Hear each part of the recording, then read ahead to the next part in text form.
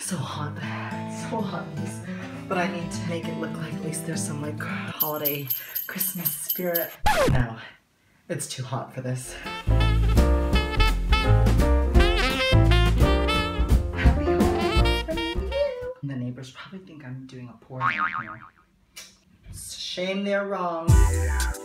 There, this is much better. The lighting is immaculate. It only took about an hour to get this setup done. I'm sweating, but I can't open the windows because that will ruin the sound that I've got a perfectly acoustic room. Welcome to the next Bentime story.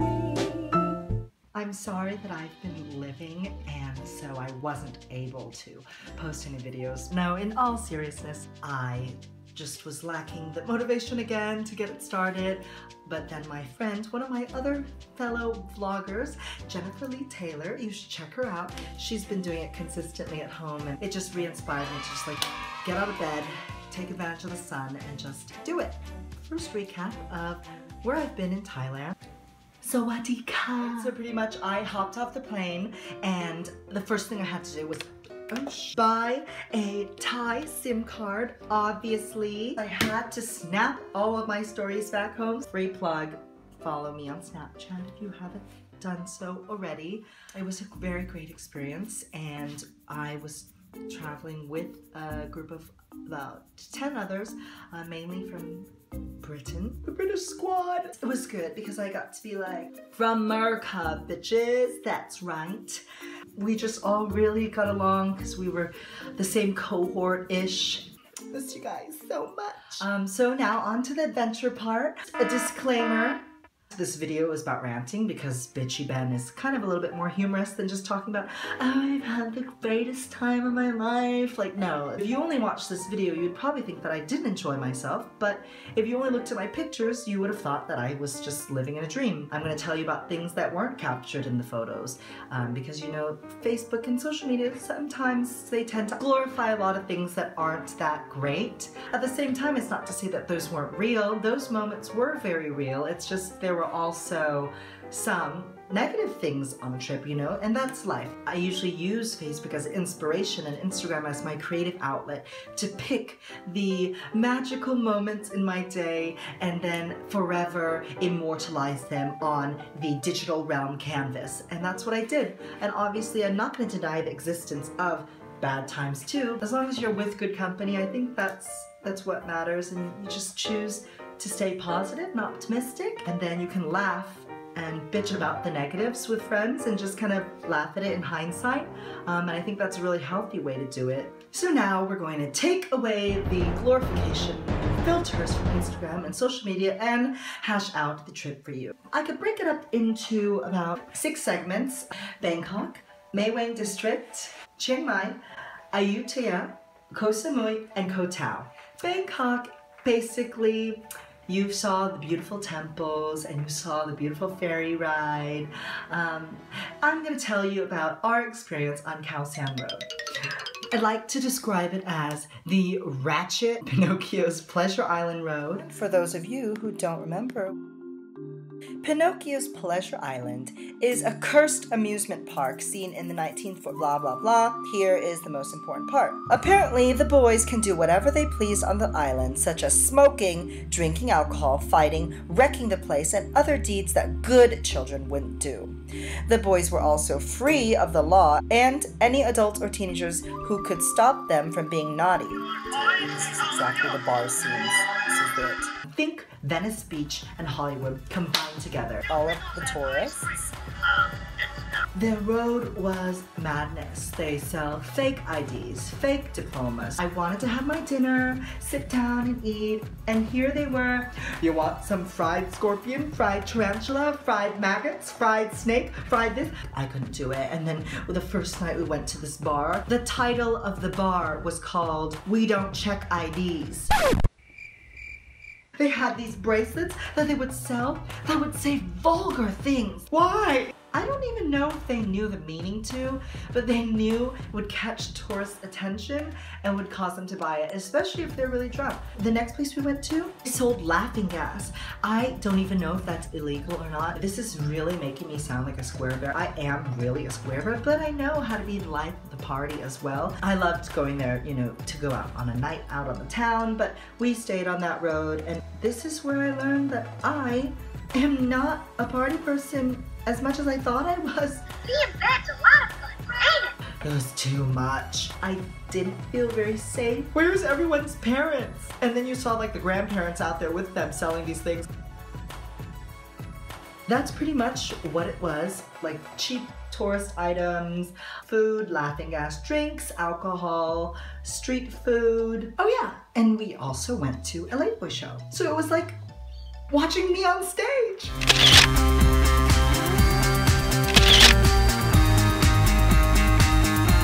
The second place we went to, the Mae Wang Elephant Camp District. As you saw, it was a beautiful elephant paradise with a cute bungalow, and I had the time of my life, which I did. But you didn't see that we had a blackout for almost 2 nights where we had to shower in the dark and the plumbing was stinky. I also got this elephant rash all over my legs, and I had to use corticosteroid cream to fade the ugly scars. But it was a cute bungalow nonetheless. So after we cleaned and washed the elephants, we went on a wonderful 4-hour hike to a beautiful bamboo base camp. We jumped into the like waterfall oasis things, which was great, but then I got really sick after jumping into the water because the temperature in northern Thailand was so much cooler. So I was sick.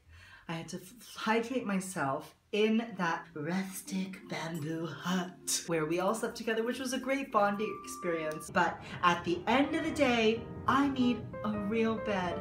Good cushion so I don't hurt my back, lower lumbar, and adequate pillows, and an adequate lavatory. I had to pee every hour. I was miserable in the cold. I didn't just pee outside of the hut. You know me, a good lady. I walked down to the lavatory in the middle of the night, which was kind of peaceful because the moon was really nice. But this is when I discovered glamping truly is for me. Glamorous camping. You know, I gave camping a chance. This was as close to camping as I will ever get. It's not happening again.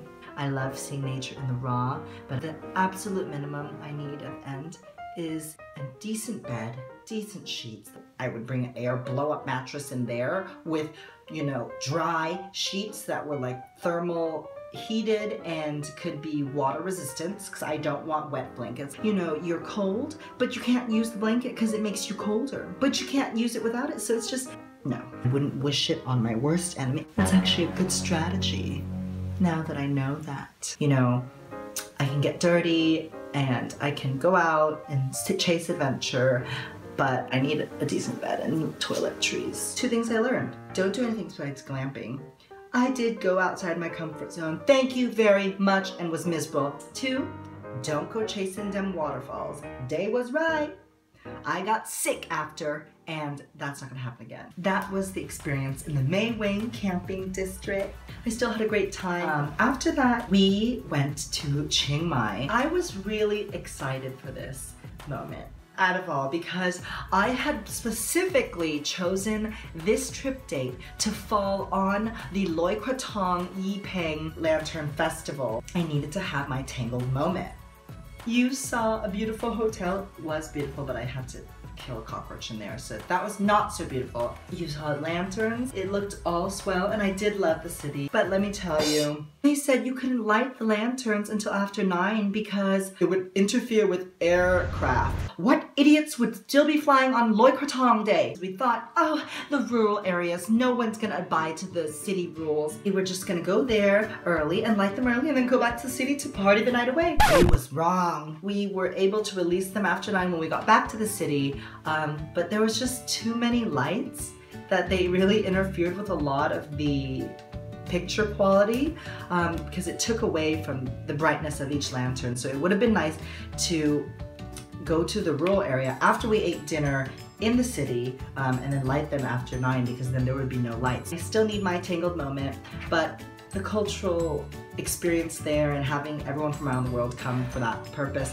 was nice, and it was truly memorable, and I don't regret it, and I had a great time. But that's okay, I was optimistic. The next day was supposed to be the festival where you were able to release the lanterns into the river. That was the original. The more modern, trendy one was releasing it into the sky. And so I was like, oh my God, well, there's still hope, you know? Maybe this is a sign that I was supposed to have my Instagram photo with the one in the river looking immaculate and scintillating in the river rather than the sky, because everyone's done that from the Rise Festival. It's so cliche and tangled. The river is obviously more original and authentic. The little lanterns they had, they were made out of wax. It was the most beautiful thing. We had this great plan where we were going to go put these sparklers in the little wax candle lanterns and then float it down the river. Well, let me tell you, it rained when we were releasing our candle wax lanterns into the river, so all of the flames were put out. So clearly there was no picture available for my Instagram, and this is what I look like instead. But it's an experience I'll never forget. The rain ruining my 1,000-mile trip. Everything has been a disaster! We still had lots of fun. You don't get what you chase for, so don't chase it. That's why I'm still single. I've been chasing Prince Charming since day one. Never do that. In all seriousness, it was wonderful. The city was great. The next thing we went to was Ayutthaya.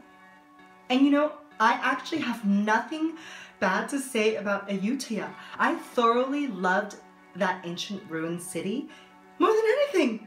I loved everything there. I didn't get sick, I wasn't cold, nobody rained on my parade or float or lantern. It was great. That's how things are. Where things you least expect, because I expected Chiang Mai to be the highlight of my trip, which it still was, but the rain shit it all over on my parade.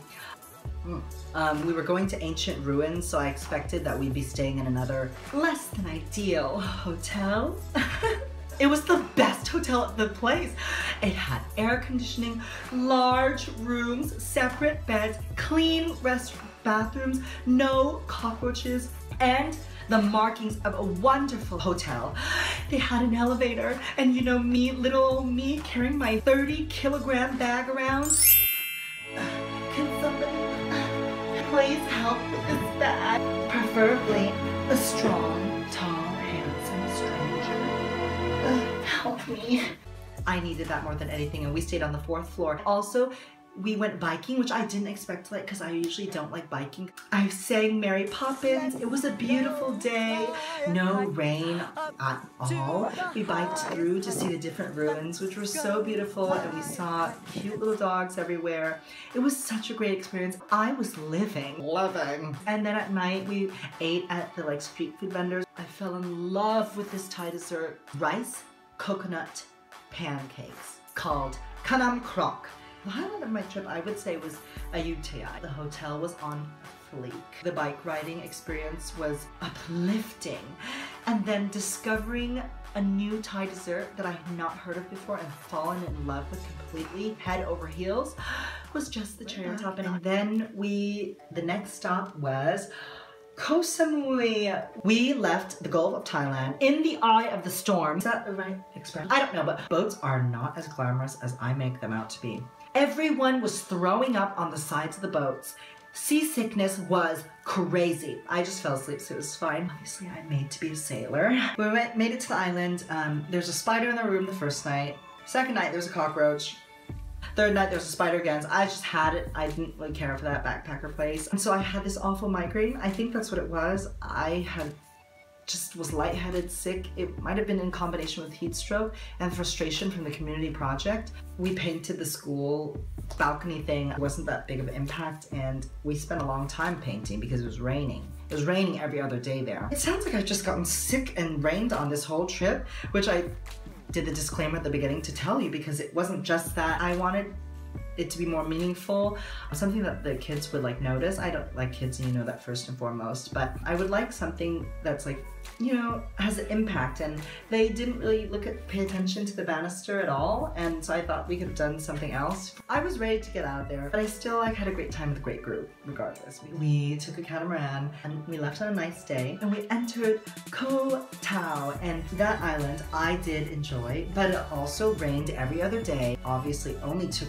photos when it was sunny, so you only saw sunny paradise pictures, making you think that it was a paradise. For second day, we decided to go snorkeling, which was, as you saw, my 300 photos were great snorkeling pictures, but you didn't see that we left also in the beginning of a little storm. So the whole beginning of the snorkel trip, it was just like the deadliest catch. It was kind of cloudy, and I was like, oh, maybe the clouds will go away. They didn't go away. The black clouds came in much faster, and then it just kept raining, raining, raining. It was literally, it was just very overcast, but the water was still so warm, so we still snorkeled at the beginning.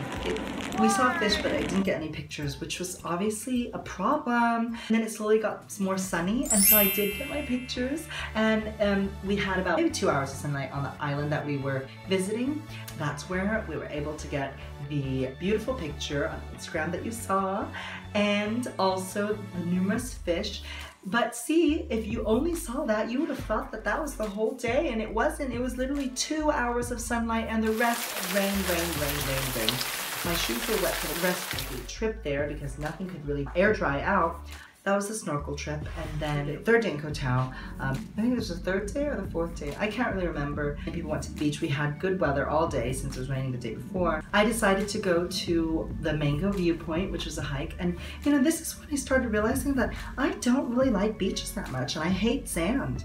I actually really like hills and hiking a lot more. And on the last day, of course, it rained again in Koh Tao. I thought of the great idea to watch Love Actually. Watched with Brits, and that is Christmas goals, everybody. Thank you. Did that for the last day, and then we played trivia. We did a catamaran ride back to Bangkok, stayed back at the hotel on Khao San Road. I had a couple days to myself, and so I stayed in this district called the Din Dang district. It was booked through an Airbnb, my first Airbnb. And I really liked this experience. It was just a lot of me time. I missed my group a lot, but I still managed to have a good time and just be an adventurer. And I think that's something that I was always fearful of. I'm at home and traveling, I would just get so lonely, and it made me really feel good. And I had a really productive day by myself, and I was just really happy.